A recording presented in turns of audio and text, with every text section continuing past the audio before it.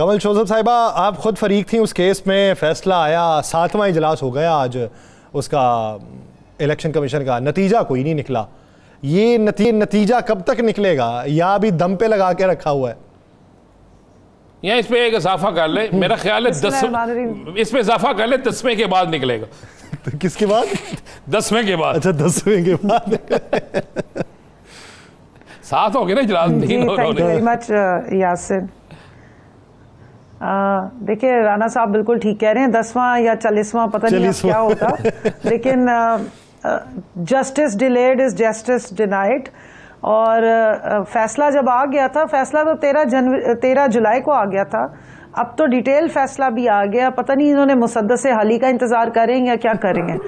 मसला ये है कि इलेक्शन कमीशन एक्म्प्लिस है इस सारी वारदात जो बारीक डली है, और जो जिस तरह इन्होंने हमारी सीटें बांटी थी ना, वो मिठाई के डब्बों में डाल के और खैरात के तौर पे अपनी मनपसंद पार्टियों में, वो वापस लेके जो उसके असरात हैं, अब उससे बाहर निकलने की वो तरकीबें सोच रहे हैं कि जनाब जिस तरह हमने 2/3 मेजॉरिटी पूरी कर ली थी, अब वो कौन सा नया रास्ता खोलना है, कौन सी सुरंग खोदनी है जिसके थ्रू हम ये सारा ड्रामा करें। देखें, फॉर्म 47 करके देख लिया, बाकी सारे तमाशे करके देख लिए, तो वो अब इनका कोई वो क्या कहते हैं, पानी में मदानी डाली हुई है, मक्खन तो आना नहीं है, तो ये इजलास ही निकलते रहेंगे।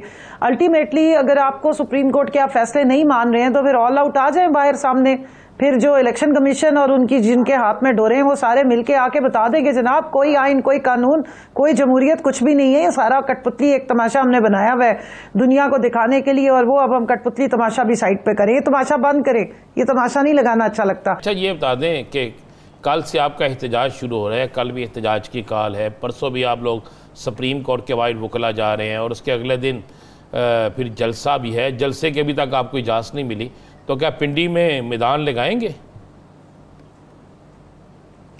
देखिए, अगर जलसा हमने अयूब पार्क में करना है, और अगर ये अयूब पार्क में जलसा नहीं करने देंगे तो हम एहतजाज करेंगे, क्योंकि जलसा हमारा कानूनी हक है, बल्कि हमारा आईनी हक है।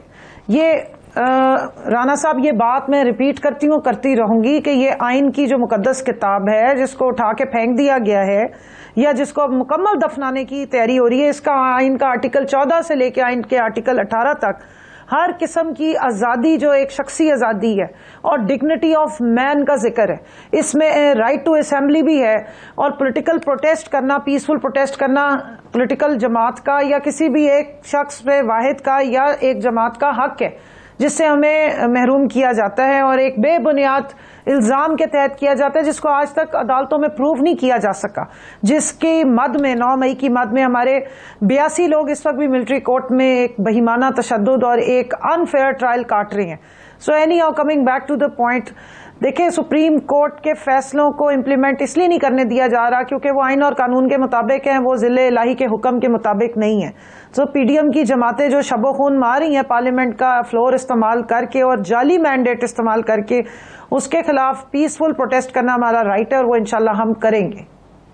अच्छा कमल साहिबा, फर्ज कर लें इजाज़त नहीं मिलती, पीसफुल आपका हक तो है, लेकिन इजाज़त देने की बातें नहीं हो रही हैं। जिस तरीके से मरीम नवाज़ साहिबा ने कहा कि अब कोई क्रॉस करके आएगा तो फिर जवाब भी हम देंगे, और वो हाथ का इशारा बाकायदा तौर पे किया है।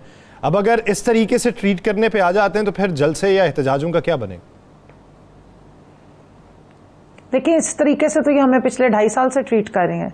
इस मुल्क में एक फस्तायत के नए रिकॉर्ड कायम हुए हैं।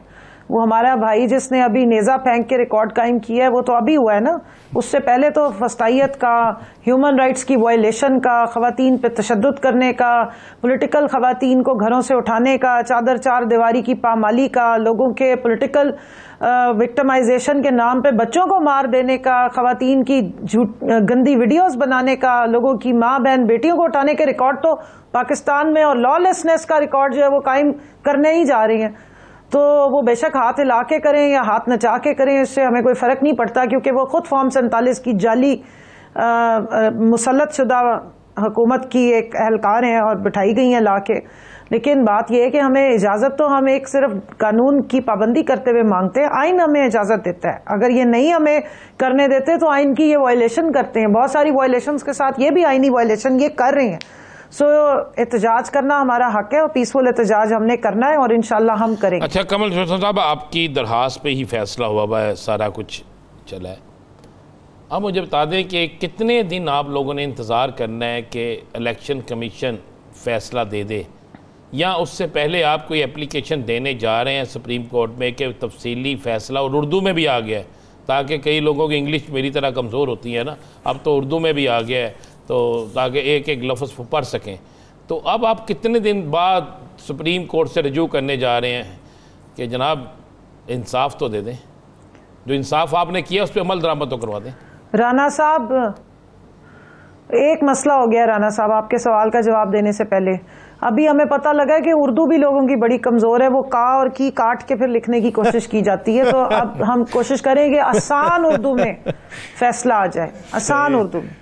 तो बहरहाल आसान उर्दू का हम फैसला लाने की कोशिश करें, और उसका भी हम चाह रहे हैं कि कोई शुएब साहब नामी एक शख्स है, उनको बता दिया जाए ताकि वो ट्रांसलेट करके आसान, मजीद आसान अल्फाज में बता दें मुतल्लिका लोगों को। बट एनी हाउ, देखिए ये हमारी जो लीगल कमेटी है वो इसको देख रही है, और मेरे जो आपको पता है इस केस में लीड काउंसिल थे वो सलमान अकरम राजा साहब थे, जो कि पार्टी के अब सेक्रेटरी जनरल भी हैं, और उनकी पूरी इस चीज़ पे नज़र है, और इस चीज़ पे पूरी डिस्कशन इंशाल्लाह हो रही है, और बहुत जल्द हम अपने लाएअमल के साथ मैदान में उतरेंगे। ये राइट हमारी खवातीन का है, ये इमरान खान के नाम की सीटें, ये उनका मैंडेट है, जिसको पहले भी बारीक वारदात डाल के, बल्कि अब तो बारीक वारदात नहीं, दिन दिहाड़े नंगी वारदातें करके तो पेश किया गया था, और वो उनसे वापस जब आइन और कानून के तहत लिया है तो अब ये देने को तैयार नहीं है। तो जो लूटा हुआ चोरी का माल है उसकी बरामदगी हो गई है, मगर अब वो वापस हकदार को देना नहीं चाह रहे, बीच में से अपना पता नहीं कितना भत्ता और वसूल करने की कोशिश हो रही है, जो कि अब हम इन्हें करने नहीं देंगे। बरामदगी हो गई है। और एक सवाल पूछ लो अगर इजाजत जी, आखिरी सवाल दे दें। आज कौन सा एमएनए था जिसको पकड़ने की कोशिश की गई और फिर वो बेस बदल के निकल गया? मुझे इस बारे में इंफॉर्मेशन नहीं है। वैसे मैं आपको ऑनेस्टली अंदर की बात बताऊं राना साहब, भेस बदलने के हम सारे ही एक्सपर्ट हो गए। जब से हमारे पे बगावत के, गद्दारी के, पता नहीं केड़े केड़े फतवे इन्होंने लाए, तो भेस बदलना अब हमें कोई मसला नहीं रहा है। इसी तरह ही हमने अपना बच बचाव किया है, तो भेस बदल के निकलना अब आसान रह गया।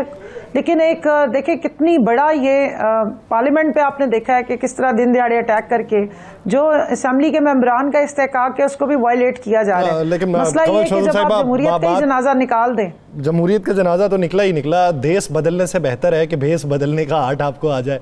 तो चले, कुछ वक्त तो अच्छा गुजर सकता है। बहुत शुक्रिया कमल चौधरी, सवाल से अपना वक्त देने के लिए।